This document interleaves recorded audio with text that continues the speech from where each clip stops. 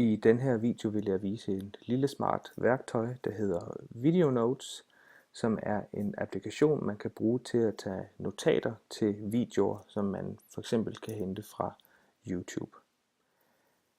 Applikationen er integrerbar med ens Google-drev, og det vil sige, at Video Notes automatisk opretter en folder i ens Google-drev, hvor den gemmer alle de noter, man har taget i tidens løb til forskellige typer af videoer.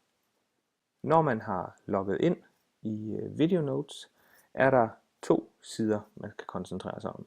Den ene side er herover, det er her, hvor videoen kommer til at være om lidt, og den anden side er her, og det er selve noteværktøjet. For at kunne hente en video ind i Video Notes, er man nødt til at kende videoens URL-adresse. Og jeg har snydt lidt hjemmefra og fundet en video, som jeg synes kunne være interessant. Og derfor så indsætter jeg URL-adressen her og trykker på Load Video. Efter ganske kort tid er videoen uploadet ind i mit Video Notes, og i det her tilfælde er det en video af Nikolaj Frydensbjerg Elf, der taler om Simiosy. Der er nu nogle forskellige funktioner, jeg også kan gøre brug af. For eksempel så kan jeg vælge, hvorfor en hastighed jeg gerne vil have, videoen skal afspilles med.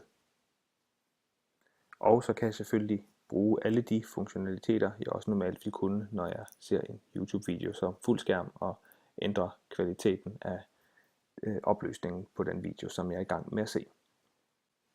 Det næste jeg vil gøre nu, mens videoen stille og roligt står og loader, det er at jeg vil gå over og give min videonote en titel. Og det jeg vil kalde den, det er Simiosy. Og så for en god ordens skyld også skrive, at det er Elf, der taler. Så trykker jeg igennem. En anden smart lille ting i Video Notes, som jeg synes, man skal lægge mærke til, det er faktisk, at ens noter kan eksporteres til Evernote, hvis man er en bruger af den allerede i forvejen. Ellers så er der de gængse åbne og skabe nye noter og gemme noter osv., som man kender andre steder fra. Så er der selvfølgelig også en deleknap, i fald af, at jeg, når jeg er færdig med at tage mine noter, vil dele mine noter sammen med andre. Og det giver jo en god mulighed for at samarbejde omkring det og tage noter i forskellige videosekvenser. Jeg er nu klar til at starte med at tage noter til videoen, så jeg går ned og trykker på play.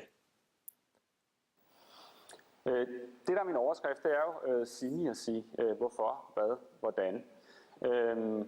Og da jeg valgte den her overskrift jeg vælger nu at skrive, mens Nikolaj Frydensbjerg Elf er i gang med at introducere, så vælger jeg at skrive introduktion her og trykke på enter. Tænker, når de ser den overskrift, måske snarere, hvorfor nu det? Hvorfor? Jeg trykker lige ganske kort på pause på 022, og så skriver jeg herover, at Nikolaj Frydensbjerg Elf nu er i gang med at tale om, hvorfor overhovedet tale om Simiosy. Så jeg skriver hvorfor her. Det vi skal lægge mærke til, det er, at Video Notes automatisk sætter et tidspunkt på, hvornår noten er opstartet. Og det er rigtig smart, fordi at efterfølgende, når jeg har set hele videoen og taget alle mine noter, så vil jeg kunne scrolle frem og tilbage i videoen, alt efter hvad det er for nogle noter, jeg har skrevet. Igen vælger jeg at snyde lidt hjemmefra, og jeg har nu set hele videoen igennem og taget alle de noter, jeg synes var relevante i forhold til det Nikolaj Frydensbjerg Elf, han siger om Simiosy. Efter noget tid havde jeg faktisk lyst til lige at vende tilbage til videoen, og så kunne jeg huske, at han talte om et af hans projekter, hans PhD-projekt, der hed Towards Simiosy. Og det kunne jeg egentlig godt lige tænke mig at gense det klip. Så det jeg så gør, det er, at jeg går tilbage i min note, og så klikker jeg på det tidspunkt, der står ud foran den note, hvor jeg har skrevet Towards Simiosy. Og læg mærke til, at faderen på YouTube-videoen slider nu automatisk hen til 16:09, og 16:09 var også det tidspunkt, jeg havde skrevet noten på. Og herfra kan jeg så se videoen igen, indtil jeg har fået den oplysning, jeg gerne vil have i forhold til hans præsentation af sit Ph.D.-projekt. Det kunne også være, at jeg efterfølgende så havde fået nogle informationer, der gjorde, at jeg faktisk ville redigere i min noteoverskrift.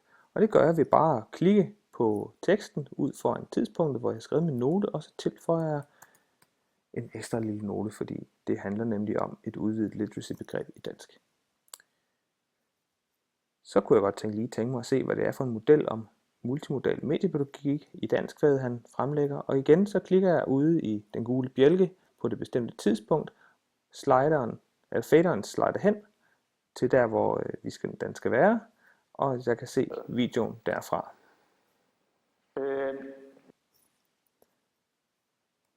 Når jeg så er helt færdig med at tage alle mine noter og gerne vil ud af programmet, så trykker jeg på Save Notes, og det der så sker, det er, at noten bliver gemt i mit Google-drev. Og med disse ord er der faktisk ikke så meget mere at sige om Video Notes, andet end at det er et rigtig smart lille værktøj, som man kan få rigtig stor glæde af i længden, både som underviser eller en anden, der har interesse i at se en masse videoer og lære noget nyt, men også i forhold til studerende og det at de kan dele deres noter med hinanden. Så tilbage er det bare at sige, rigtig god fornøjelse med Video Notes.